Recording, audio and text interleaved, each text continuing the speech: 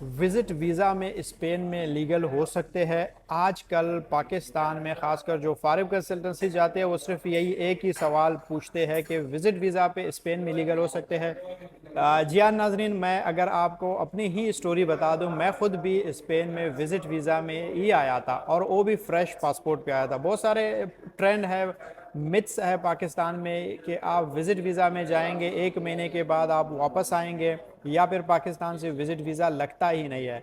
तो आप लोगों को मैं अपनी स्टोरी सुनाऊं कि मैं भी पाकिस्तान में आपकी तरह एक मिडिल क्लास का बंदा था और वहाँ के हालात से तंग आके मैंने कहा चलो मैं अपने लिए, अपने फैमिली के लिए कुछ करना चाहूँगा। तो मैंने वीज़ा अप्लाई किया और जैसे ही मेरा वीज़ा लगा, यहाँ पे आया, फ्रेश पासपोर्ट पे लगा और मेरी बैंक स्टेटमेंट 1 मिलियन यानी 10 लाख 12 लाख के अगबग थी।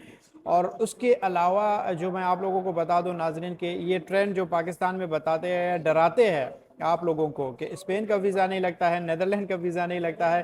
तो जैसे ही मैंने इस ट्रेंड को ब्रेक किया और मैंने वीज़ा अप्लाई किया, फ्रेश पासपोर्ट पे किया, कम बैंक स्टेटमेंट में किया, सिर्फ और सिर्फ क्या किया मैंने, अपनी जो डॉक्यूमेंटेशन है, जो फाइल है, उसको मैंने ऐसा स्ट्रॉन्ग बनाया, मैंने उसके ऊपर इतना ज़बरदस्त स्टडी किया और जो जो रिक्वायरमेंट्स थी एम्बेसी के वो मैंने पूरा करके एम्बेसी में जाके पहुंचाया। और जैसे ही मेरा रिजल्ट आया 20 दिन के बाद और मेरा वीज़ा लगा, तो जिन लोगों ने मुझे डीमोटिवेट किया कि आप अप्लाई नहीं करो, आपका 1-2 लाख ज़ाया हो जाएगा, और ये मेरा जो वीज़ा लगना उनके मुंह पे तमांचा था। पाकिस्तान में अच्छे कंसल्टेंट थे, लेकिन जब मैंने उनको बताया कि भाई आज के बाद मैंने आप लोगों की बात नहीं मानना है और मैंने स्पेन में जाके आप लोगों को एक्सपोज करना है, पूरी दुनिया को जाके बतानी है कि भाई आपने पाकिस्तान के उन कंसल्टेंट्स का जो ये बातें होती है कि आपको तो कहते हैं कि आप नहीं जा सकते हो और ख़ुद भी नहीं जा सकते हैं, और फिर कभी कभार आपको कहते हैं कि भाई हाँ आप आ जाओ, आपको हम भेज देंगे। तो इन लोगों की बातों में आप लोगों ने बिल्कुल भी अर्गिज़ भी नहीं आना है। और आप यकीन करो, आप पाकिस्तान से आप फ्रेश पासपोर्ट पे अप्लाई करेंगे, अच्छे कंसल्टेंट से कंसल्टेंसी लेंगे, डॉक्यूमेंटेशन सही तरीके से बताएंगे, तो आपका भी वीज़ा लग सकता है। बस सिर्फ आपने ये करना है, अपने डॉक्यूमेंटेशन के साथ आपने इस्लामाबाद में फारिब कंसल्टेंसी को रुजू करना है। और दूसरी बात यह है कि जिन लोगों के वीज़ा लगते हैं और लगने के बाद उनको ये एक और ट्रेंड बताया जाता है कि विजिट वीज़ा पे जब आप जाओगे स्पेन में तो वहाँ पे आप लीगल नहीं हो सकते हैं। भाई क्या बात कर रहे हो आप लोग? जो लोग डंकी लगा के पाकिस्तान के इलीगल तरीके से आते हैं वो भी यहाँ पे आके सिटीजनशिप लेते हैं, तो आप अगर लीगल तरीके से आते हैं तो आप क्यों सिटीजनशिप नहीं ले सकते हैं? तो आप यहाँ पे एलिजिबल क्यों नहीं है, काम क्यों नहीं कर सकते हैं? तो आप, आज मैं इस चीज़ को भी एक्सपोज करने जा रहा हूँ। अगर आप पाकिस्तान से अप्लाई करते हैं, लीगल वीज़ा आपका लगता है, तो यहाँ के कानून है, यहाँ का लॉ है कि अगर आप लीगली इनके मुल्क में आए हैं तो उस बेस पे आप यहाँ का सिटीजनशिप अप्लाई कर सकते हैं। उसका तरीकाकार क्या है कोई नहीं बताएगा आपको, मैं आपको बताने जा रहा हूँ। जब भी आप यहाँ पे आते हैं, आपने यहाँ की हुकूमत को बताना होता है कि भाई मैं अपने मुल्क से यहाँ पे आया था विजिट वीज़ा के लिए, अब मैं वापस नहीं जाना चाहता हूँ।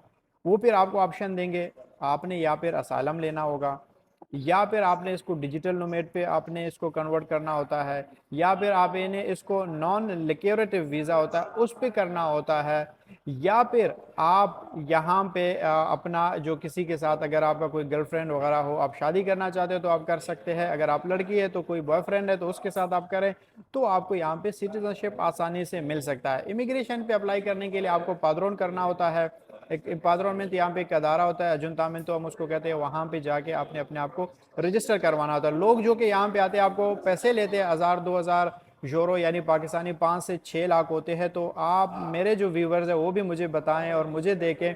मैं हमेशा आप लोगों को बताता हूँ कि ये चीज़ यहाँ पे मैं फ्री में करवा दूंगा। तो फ्री में कैसे करवा दूंगा? क्योंकि यहाँ के लोग गाइड नहीं करते हैं, सही तरीके से आपको बताते नहीं है, वो चाहते हैं कि किसी के पैसे ज़ाया हो जाए, कोई जलील हो जाए। तो मैंने यही ट्रेंड यहाँ पे भी इजाद किया है, सबको बताता हूँ कि भाई आपका पादरौन में 1 रुपया भी नहीं लग सकता है, उसके लिए आपने रेड क्रॉस जाना होता है। रेड क्रॉस एक ऐसा अदारा होता है, वो लोगों की हेल्प करते हैं। वो कहते हैं अगर कोई आता है यहाँ पे उसका रिहाइश नहीं होता है, लोग उनको लूटते हैं, पैसे लेते हैं, तो इसलिए वो हमारे पास आ जाएं, हम उनके जो पादरौन होते हैं फ्री ऑफ कॉस्ट करते हैं। सिर्फ उसने एड्रेस देना होता है कि वो यहाँ पे रहता है, बाज वो देंगे, हम उनके पादरौन करवा के दे देंगे फ्री में। वो पादरौन आपका, जब तक आपके पास सिटीजनशिप आता है, आपके पास पासपोर्ट आता है, तब तक वो वहाँ पे चलता रहता है, किसी को 1 रुपया भी देने की ज़रूरत नहीं है। और स्पेन एक वाइड कंट्री है जहाँ पे इमिग्रेशन जो है सालाना साल ओपन रहती है। तो इसलिए आपको कहता हूँ कि अगर काम के हवाले से भी लोग डराते रहते हैं कि अगर आप वहाँ पे जाओगे, पादरौन पे काम नहीं करोगे, सैलरी कम है, जॉब नहीं मिलती है, जलालत है। ये वो लोग होते हैं जो हमेशा लोगों को डिस्करेज करते हैं, मिसलीड करते हैं और उनको डीमोटिवेट करते हैं। तो इसलिए आप लोगों को मैं बताता हूं कि आप अप्लाई करने से पहले आप फारिब कंसल्टेंसी ज़रूर विजिट करें। बेशक आप मेरा वीडियो देख रहे हैं तो आपने अभी तक ये डिसाइड नहीं किया कि आपने अप्लाई करना है, तो उसके लिए आप फारिब कंसल्टेंसी आ जाएं वहाँ पे। और मेरे वीडियोस के तवज्जो हमेशा आप लोगों को मोटिवेशनल मिलती है, आपको मोटिवेशन मिलती है, और मोटिवेशन के साथ साथ आप लोगों को सही गाइडेंस मिलती है। आपको एक डायरेक्शन दिया जाता है कि अगर आप यहाँ से अप्लाई करते हो, आपकी डॉक्यूमेंटेशन क्या होनी चाहिए, कौन से लोग अप्लाई कर सकते हैं, एलिजिबल है, कौन से लोग नहीं कर सकते, उनको फर्दर अपने डॉक्यूमेंट्स के ऊपर काम करना चाहिए। और उसके बाद जब आप वहाँ से आते हैं तो यहाँ पे आप काम भी कर सकते हैं, यहाँ पे आपको रैश भी मिल सकती है, फादरोन भी फ्री में हो सकता है, आप इसको कन्वर्ट कर सकते हैं डिजिटल नोमेड में, नॉन लेक्योरेटिव में कर सकते हो, आप इसको हाईली स्किल्ड प्रोग्राम में भी कर सकते हैं, असाइलम भी ले सकते हैं। लेकिन उसका मैं कभी भी आप लोगों को मशवरा नहीं दूंगा, लेकिन ये कि आपके पास ऑप्शन होता है। अगर आपका सिचुएशन ऐसा है, आप कोई जर्नलिस्ट है या फिर आपका कोई और दुश्मनी है, कोई भी ऐसा सिस्टम आपके साथ चल रहा है, तो आप उस फील्ड में भी जा सकते हैं। तो इन शॉर्ट नाज़रीन, आपको मैं आज के इस वीडियो में जो एक रियलिटी है, एक ऐसा इमेज जो बताया गया है, जो मिथ्स बनाए गए हैं, उनको ब्रेक करने के लिए वीडियो बनाया है। मजीद अगर आपको कंसल्टेंसी चाहिए, आप इस्लामाबाद G11 मरकज़ में फारिब कंसल्टेंसी को रुजू कर सकते हैं, और मैं भी अपना नंबर दे रहा हूँ, आप मुझसे भी रब्ता कर सकते हैं। और वीडियो पसंद आए तो अपने दोस्तों और रिश्तेदारों को भी शेयर करें। Thank you so much.